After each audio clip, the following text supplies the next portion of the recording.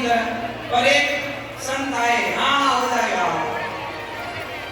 हाँ महाराज बताओ। तब संत ने उस राजा को समझाया, राजन एक बात बताओ, ये जो पैसा है, ये जो भारत का पैसा है, बताओ क्या अमेरिका में चलता है? तो वहां पर क्या चलता है? डॉलर चलता है। संत जी बोले राजा से कि यदि आप भारत के बाहर जाओगे तो वहां का ही पैसा लेना पड़ेगा। कहां का पैसा? आप लोग अमेरिका जाओगे तो अमेरिका का पैसा लेना पड़ेगा। अच्छा ये बताओ, अमेरिका का पैसा मिलेगा कैसे? जोर से। इसी पैसे से मिलेगा। आप ये वाला पैसा जमा करो, भारत का पैसा जमा करो बैंक में, तो वहां का डॉलर मिल जाएगा।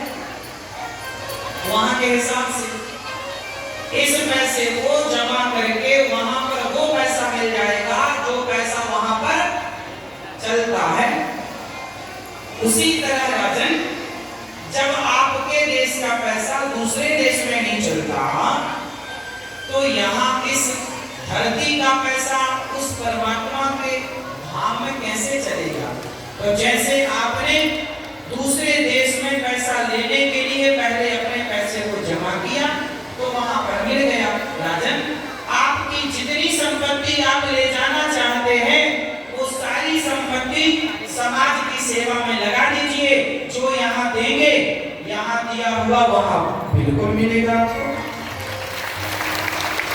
समाज की सेवा, जरूरतमंदों की सेवा, परोपकार में आप जितना यहाँ लगा देंगे वो आपको वहां मिलेगा, क्योंकि वहां पुण्य की करेंसी चलती है। वहां पुण्य का पायो जी मैंने राम रतन धन पाया।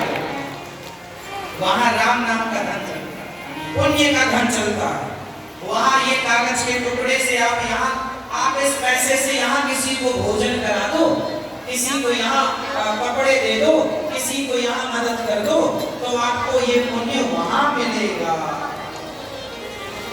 उतना ही मिलेगा जितना आपने यहाँ किया।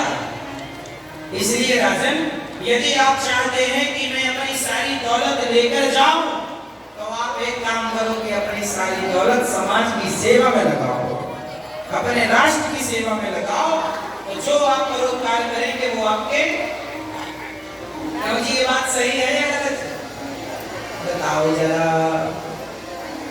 तो आप लोग कहते हैं कि कोई मरेगा तो लेकर नहीं जाएगा, नहीं, लेके जाने की भी व्यवस्था। देखो हमने आपकी व्यवस्था बनवा दी थी। इसलिए तो कहते हैं, इसलिए दानवीर कर्ण भी दान करते थे। उन्हें पता था कि यहाँ तक नहीं रह जाएगा, जो दे दिया वो संग जाएगा।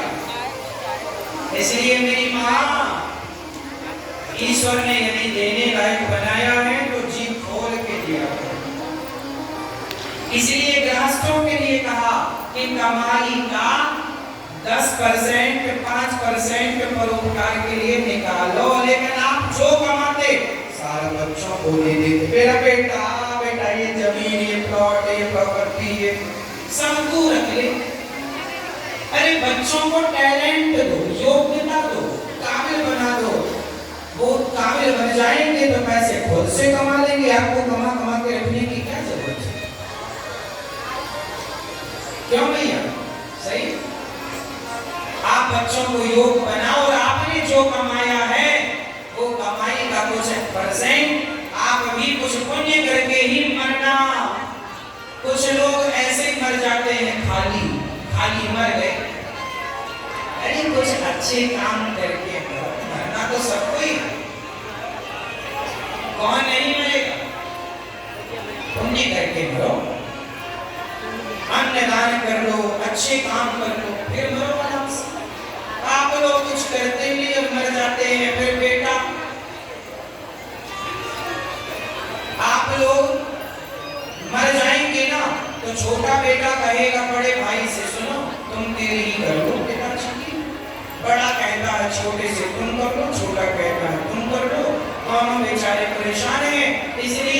कहते